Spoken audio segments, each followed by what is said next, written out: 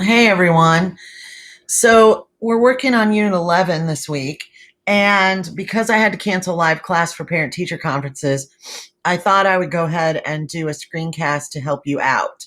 I'm going to go kind of fast because I'm not sure how long it'll let me record. But in Unit 11, you get kind of a mixed bag.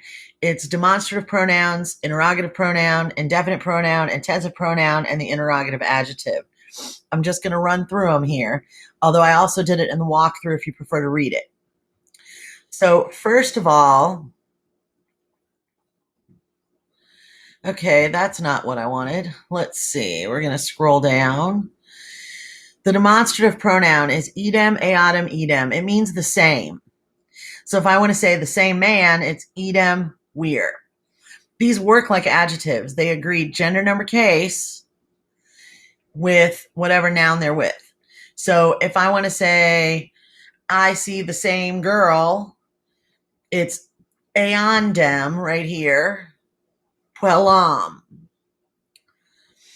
These are pretty easy to recognize, and they're even easier to translate. So this slide tells you what I just told you. The same man lives in the house. Marcus and Lucius loved the same girl. And the same soldiers, eadem right here, is nominative plural masculine agreeing with soldiers. Now, the demonstrative pronoun quidam, quadam is another demonstrative pronoun. It again agrees with nouns in gender, number, case. It's basically qui, qui, quod with dam on the end of it. It means a certain someone. The Romans used it to point out someone specific, like quidam vir, a certain man. This is easy if you still know qui, qui, quod. If you don't, there's charts for it, like this one right here. I think I actually made these charts. So there's the chart. Again, qui, qui, quod plus dam on the end. Here's some examples. Quidam viri, certain men stayed in Greece. Quidam femina, a certain woman was walking to the fountain. Pater cum quibus dam pueris, father was talking with certain boys in the garden today. Again, easy to recognize, easy to translate. The intensive pronoun, this is where y'all get confused. It does what it sounds like. It intensifies a noun. It has to agree with the noun in gender, number, and case. Depending on the gender of the noun, it's translated as himself, herself, itself, or themselves. The forms are a lot like ille, illa, illud. And let's look at the chart. So it's ipse, ipsa, ipsum, ipsius, ipsius, ipsius, ipsi, ipsi, ipsi, and so on. These should not be capitalized, but sometimes Word won't let me, or PowerPoint won't let me not capitalize them. Here are some examples. Caesar ipse, Caesar himself ruled Rome. Cleopatra ipsa, Cleopatra herself. We say herself because Cleopatra is feminine. We say himself for Caesar because Caesar's masculine. Pueros ipsos and foro vidimus. We saw the boys themselves in the forum. Mater ipsa canum fecit, mother made dinner herself. The book itself, Lucius himself, and finally, to the man himself. The Romans would use ipse when they really wanted to stress it. So look at that first sentence there. Caesar himself ruled Rome. The Romans want you to know it's Caesar and nobody else. So they put in that intensive pronoun to intensify Caesar. The indefinite pronoun aliquis, aliquid means someone, somebody, or something. Aliquis in illa villa habitat. Someone lives in that house. Vidistene aliquem. Did you see someone in the forum? It's called indefinite because it doesn't refer to anyone in particular. It's someone or somebody. The interrogative pronoun asks a question, and it's quis quid. It's very... Here you have two charts. You have the relative pronoun qui, qui, quod. Then you have the interrogative pronoun who, what.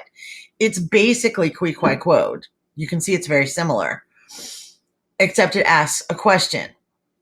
So, quits in illa habitat. Who lives in that house? Quem in foro vidisti. Whom did you see in the forum? And then finally, the interrogative adjective.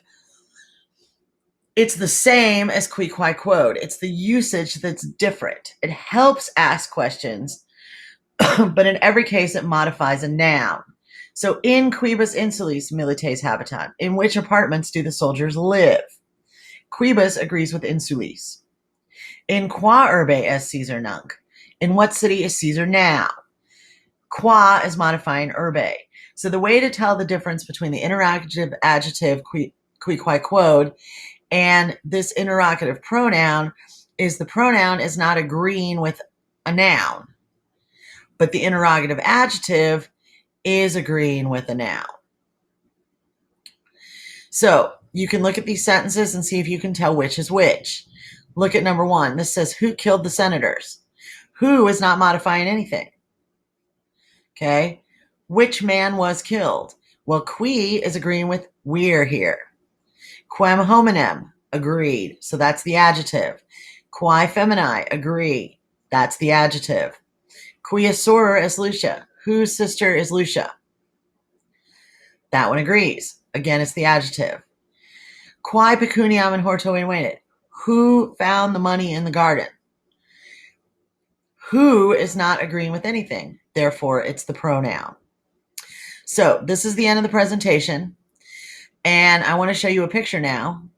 There's a picture of the cutest monkey in the whole wide world. And I'm going to tell you this monkey's name is Jasper.